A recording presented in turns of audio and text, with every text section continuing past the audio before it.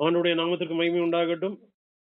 இந்த நேரத்திலே உயிர்த்தெழுந்த இயேசு யாருக்கெல்லாம் தரிசனமானார் என்கிற தலைப்பிலே வேத வசனத்தை நாம் கவனிக்க இருக்கிறோம். ஆண்டவராகிய இயேசு உயிர்த்தெழுந்து அப்படியே யாருக்கும் தெரியாம பிதாட்ட போய் சேர்ந்துடல. 40 நாள் அளவும் பல்வேறு சந்தர்ப்பங்களில் அவரை பின்பற்றி வந்ததான தம்முடைய மக்களுக்கு அவர் என்ன செஞ்சார்னா தரிசனம் கொடுத்து கொண்டே இருந்தார். யாருக்கெல்லாம் ஆண்டவர் தரிசனம் கொடுத்தார் என்பதை பற்றி நாம் இந்த நேரத்திலே படிக்க இருக்கிறோம். குறிப்பாக நிறைய பேருக்கு இயேசு தரிசனமானார். அதுல குறிப்பாக 7 குழுவினருக்கு ஆண்டவர் தரிசனமானதை நாம் கவனிப்போம். முதலாவது யோவான் 20ஆம் அதிகாரம் 16, 17, 18 வசனங்களில் ஆண்டவராகிய இயேசு மரியாளுக்கு தரிசனமாகிறார். இயேசு அவளை நோக்கி மரியாளே என்றார். அவள் திரும்பி பார்த்து ரபூனி என்றாள். அதற்கு போதகரே என்று அர்த்தமாம். இயேசு அவளை நோக்கி என்னை தொடாதே, நான் இன்னும் என் பிதாவிடத்திற்கு ஏறி போகவில்லை. நீ என் சகோதரனிடத்திற்கு போய் நான் என் பிதாவிடத்திற்கும் உங்கள் பிதாவிடத்திற்கும் என் தேவனிடத்திற்கும் உங்கள் தேவனிடத்திற்கும் ஏறி போகிறேன் என்று அவர்களுக்கு சொல்லு என்றார். மகதலேனா மரியாள் போய் தான் கர்த்தரை கண்டதையும் அவர் தன்னுடைய சொன்னவைகளையும் சீஷருக்கு அறிவித்தாள். பாருங்கள், மரியாள் என்கிற ஸ்திரீ மகதலேனா மரியாள், அப்புறம் மற்ற மரியாள், இன்னொரு மரியாள், அதாவது யோசேயின் தாயாகிய மரியாள். 2 சகோதரிகளுக்கு தான் கர்த்தர் உயிர்த்தெழுந்து முதலில் தரிசனமாகிறார். ஆண்டவராகிய இயேசுவுக்கு பலதரப்பட்ட சீஷர்கள் இருந்தார்கள்.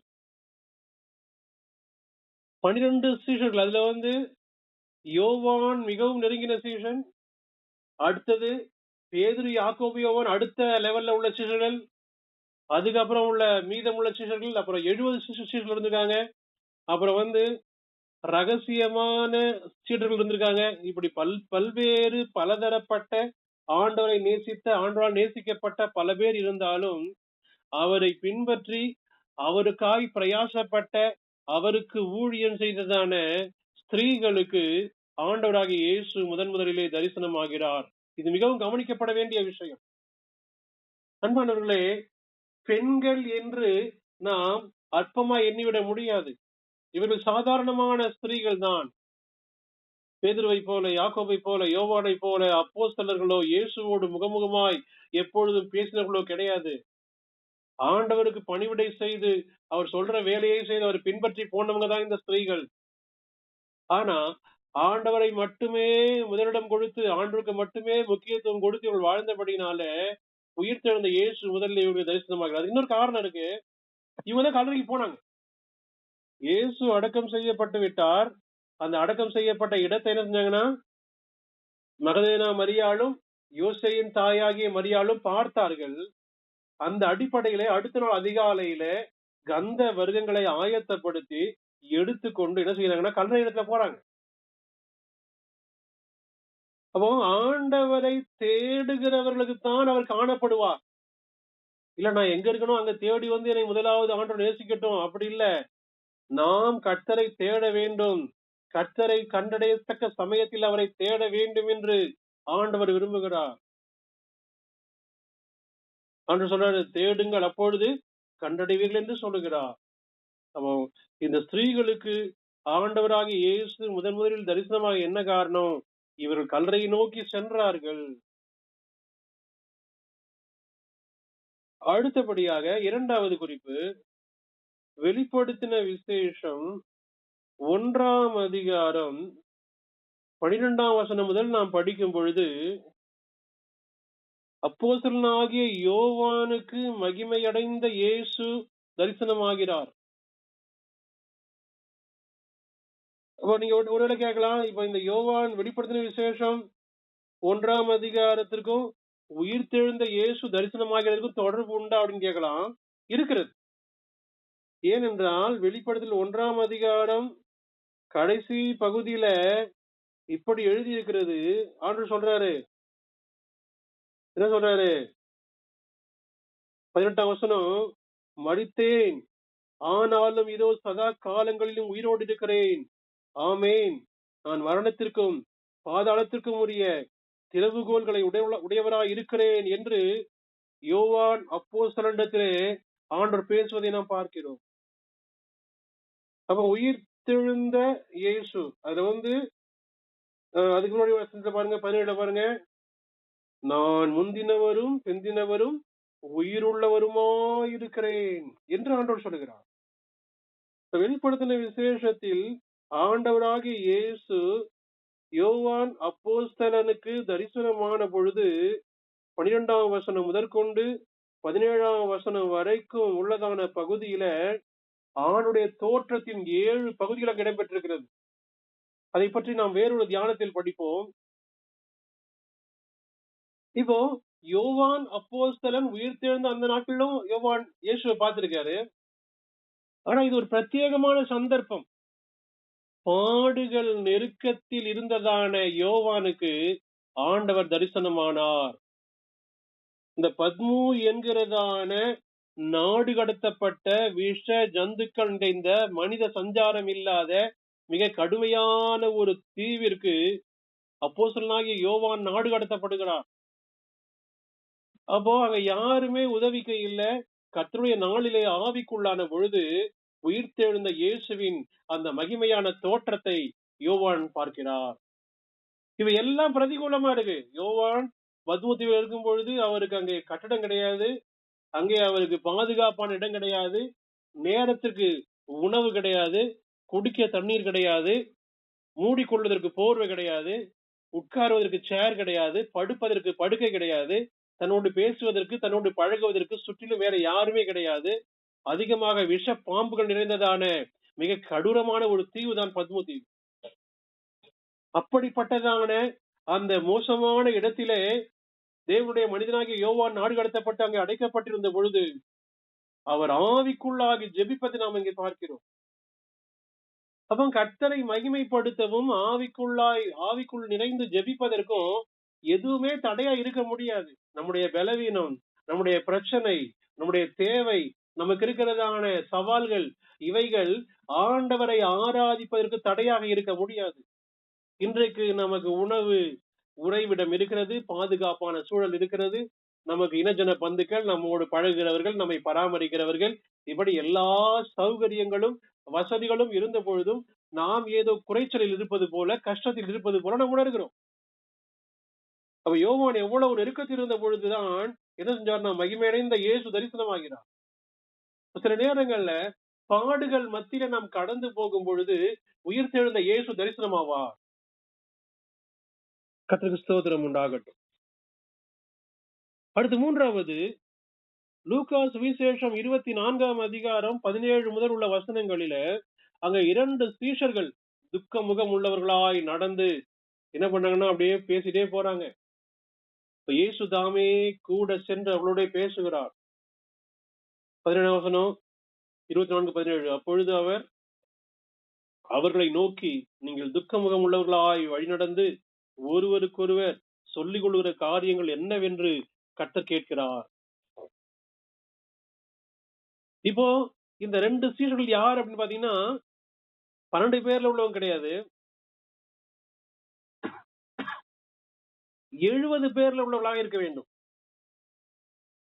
இவர்களும் சீஷர்கள் தான். இவங்க துக்கமுகமா இருக்காங்க. ஏன்னா ஆண்டவராகிய இயேசு மரணம் அடைந்தது இவங்களுக்கு பெரிய ஒரு இழப்பா இருக்கு. அந்த விவரங்கள் எல்லாம் சொல்லிட்டே வராங்க. அந்த லூக்கா 24 அதிகாரம் 17 முதல் நீங்க கீழே படிச்சீங்கன்னா அந்த விவரங்கள் அங்க இருக்கிறது. அப்புறம் படிச்சு விடுங்க.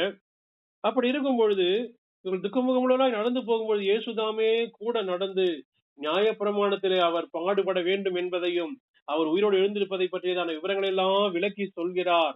அவருடைய இருதயங்கள் கொழுந்து விட்டு எரிகிறது. அவர்கள் போகிற பட்டணத்துக்குள்ளே போன பொழுது அப்பத்தை பிட்ட பொழுதுடைய கண்கள் திறக்கிறது. அவர்கள் இயேசுவை தரிசிக்கிறார்கள். உடனே இயேசு மறைந்து போனார்.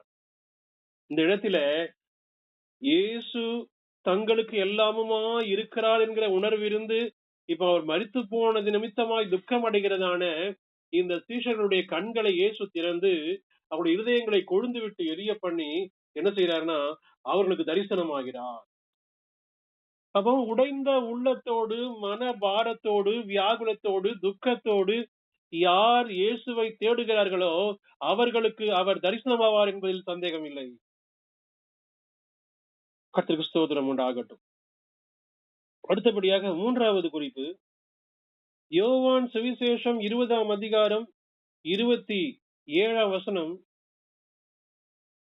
இங்கே சொல்லப்பட்டிருக்கிறது, ஆண்டவர் சொல்றாரு, பின்பு அவர் தோமாவை நோக்கி, நீ உன் விரலை இங்கே நீட்டி என் கைகளை பார், உன் கையை நீட்டி என் விலாவிலே போடு, அவிசுவாசியா இராமல் விசுவாசியா இரு என்றார். இப்ப இந்த தோமாவுக்கு அவிசுவாசம். இயேசு உயிர் தெழுந்தார்னு மற்ற சீஷர்கள் சொன்ன பொழுது நம்பவே இல்லை. நான் நம்ப மாட்டேன். அவ்வளவு பிடிவாதமா இருக்காரு. அப்ப ஆண்டவராகிய இயேசு அவிசுவாசம் கொண்டதான தோமாவுக்கு தரிசனமாகிறார். சில நேரங்கள்ல நம்முடைய அவிசுவாசத்தை தெளிவுபடுத்தும்படி ஆண்டவர் அடையாளங்களை, அற்புதங்களை, தரிசனங்களை காண்பிப்பார். கர்த்தருக்கு ஸ்தோத்திரம் உண்டாகட்டும். இப்ப இந்த ஒரு தகப்பனுடைய மகன் பிசாசு பிடிச்சிருக்கு, அடிக்கடி அவனை தீயிலும் தண்ணியிலும் தள்ளுகிறது. ஆண்டவர் அவனை, அந்த தகப்பனை பார்த்து கேட்கிறாரு, இவனுக்கு எவ்வளவு நாளா இருக்குது, இதை செய்ய எனக்கு வல்லமை உண்டு, நீ விசுவாசிக்கிறாயே என்று ஆண்டவர் கேட்டார். அப்ப அந்த தகப்பன் சொன்னான், விசுவாசிக்கிறேன் ஆண்டவரே, என் அவிசுவாசம் நீங்கும்படி எனக்கு உதவி செய்யும் என்று கண்ணீரோடே சொன்னான் என்று எழுதியிருக்கிறது. சில சந்தர்ப்பங்களில், சூழ்நிலைகளில் நம்மால் என்ன செய்ய முடியவில்லை என்று சொன்னால், கர்த்தருடைய வல்லமையை விசுவாசிக்க முடியாத தடுமாற்றம் இருக்கிறது. இப்ப தோமாவுக்கு அதே தடுமாற்றம் இருந்துச்சு. ஆண்டவர் தரிசனமாகி தோமாவுடைய அவிசுவாசத்தை போக்கினார். எத்தனையோ சூழ்நிலைகளிலே, எத்தனையோ பிரச்சனைகளை நாம் கடந்து போன பொழுது ஆண்டவர் மகத்துவமான கிரியைகளை செய்து நம்முடைய அவிசுவாசத்தை நீக்கி இருக்கிறார். உயிர்த்தெழுந்த இயேசு அவிசுவாசம் உள்ளவர்களுடைய அவிசுவாசங்களை நீக்கும்படி அவர்களுக்கு அவர் தரிசனமாவார். அடுத்தபடியாக யோவான் 21ஆம் அதிகாரத்தின் முதல் பகுதியில, அதாவது இப்ப பேதுரு, ஒரு 7 அப்போஸ்தலர்கள், 7 சீஷர்கள் என்ன செய்யறாங்க, கடலை பின்வாங்கி போயிட்டாங்க. ஆண்டவர் இவ்வளவு அற்புதங்களை செய்து தரிசனங்களை எல்லாம் கொடுத்து தம்மை உயிருள்ளவராக காண்பித்து எல்லாம் செஞ்சிருக்காரு. பழையபடி இவங்க பின்வாங்கி போயிட்டாங்க. அவங்க பழைய தொழிலுக்கு போயிட்டாங்க. அப்ப ஆண்டவர் அப்படியே விட்டுறாம அவங்க தரிசனமாகி அவளை மீண்டுமாய் தம்மிடமாய் சேர்த்துக் கொடுக்கிறார். அப்போ பின்மாற்ற நிலையில் உள்ளவர்களுக்கு ஆண்டவர் சில தரிசனங்களை கொடுத்து, உயிர்த்தெழுந்த இயேசு சில எச்சரிப்புகளை காண்பித்து அவளை மீண்டுமாய் தம் அண்டையிலே கொண்டு வருவார். அன்பானவர்களே, அதாவது பின்மாற்றம் என்பது இப்ப பேதுருவாகட்டும், மற்ற சீஷர்களாகட்டும், பெரிய பாவிகள் அல்ல. இப்ப இயேசு உயிர்த்தெழுந்தாச்சு, அதெல்லாம் தெரிஞ்சு போச்சு. இனி நம்ம என்ன செய்யறது, என்ன வேலை செய்யறது? நமக்கு தெரிஞ்ச ஒரே வேலை மீன் பிடிக்கிறது தான் என்று தன்னுடைய பழைய வேலைக்கு போயிடுறாங்க. ஆனா பழைய வேலைக்கு போன பொழுது கூட அவளுக்கு எந்த மீனும் கிடைக்கல. அது ஆகும் பொழுது பிரயாசப்படுறாங்க, ஒன்றுமே கிடைக்கல.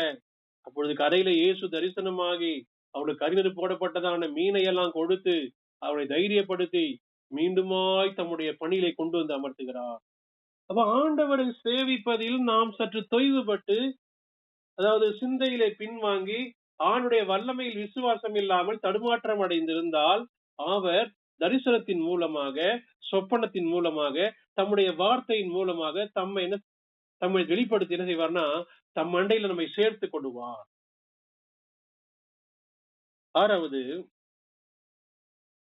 அப்போஸ்தலர் 9ஆம் அதிகாரம் 3 முதல் 5 வரைக்கும் உள்ள வேத பகுதியில் சவுல் என்கிறதான மனிதனுக்கு ஆண்டவராகிய இயேசு தரிசனமாகிறார். உயிர்த்தெழுந்த இயேசுதான். இப்ப சவுல் யாருன்னா, இயேசுவை விரோதிக்கிற மனிதன். தமஸ்கு எதுக்கு போறான் இவன்? அங்கே உள்ளதான சீஷர்களை கட்டி சிறைப்படுத்தி எருசலேமுக்கு கொண்டு வரும்படி அதற்குரிய அதிகார பத்திரத்தை வாங்கி கொண்டு அங்கே போகிறான். ஒரு பிரகாசிக்கிற ஒளி அவனை சுற்றி பிரகாசிக்கிறது. அவன் தரையிலே விழுகிறான். சவுலே சவுலே, நீ என்னை துன்பப்படுத்துகிறது ஏன்? முள்ளில் உதைக்கிறது உனக்கு கடினமாம் என்கிற சத்தம் கேட்கிறது. அப்போ சவுல் கேட்கிறான், நீங்க யாருன்னு கேட்கிறான். அப்ப ஆண்டவர் சொல்றாரு, நீ துன்பப்படுத்துகிற நசரேயனாகிய இயேசு நானே என்று ஆண்டவர் சொல்கிறார். அன்பானவர்களே, இதிலிருந்து ஒரு மெய்யான சத்தியத்தை நாம் புரிந்து கொள்ள வேண்டும். இப்ப இயேசு உயிர்த்தெழவில்லை என்று விவாதம் பண்ணுகிறவர்கள், இப்போ இயேசுவை விரோதிக்கிற ஒரு மனிதன் திடீரென்று மாற்றம் அடைகிறான் என்றால், அது சும்மா வாய்ச்சாலம் அல்ல, முகமுகமாய் இந்த மனிதன் இயேசுவை கண்டான். தம்மை எதிர்க்கிறவர்களையும் இயேசு நேசித்து அவர்களுக்கும் உயிர்த்தெழுந்த இயேசு தரிசனமாகிறார். அதற்கு உதாரணம் சவுல். எவ்வளவு கடினமா எதிர்க்க முடியுமோ, ஸ்தேவான் என்றதான அந்த வாலிப மகனை எவ்வளவு கொடூரமாய் கல்லெறிந்து கொலை செய்தார்கள். அதற்கு காரணமாக இருந்தவர் இந்த சவுல். ஒருவேளை ஸ்தேவானை போன்ற ஆவியின் நிறைவுள்ளதான அந்த மனிதன் இன்னும் ஒரு 20 வருஷம் 30 வருஷம் அந்த காலங்கள்ல ஊழியத்தில் இருந்திருந்தா எவ்வளவு பெரிய மாற்றத்தை ஸ்தேவான் கொண்டு வந்திருக்க முடியும். ஆனா ஒரே பிரசங்கத்திலே அந்த மனிதனை இல்லாமல் ஆக்கினவன் இந்த சவுல் தான். அப்படிப்பட்ட கடின குணம் உள்ள மனிதன் தானா திருந்தினான் சொல்ல முடியாது. இயேசு முகமுகமாய் அவனுக்கு தரிசனமாகி அவனை மாற்றினார்.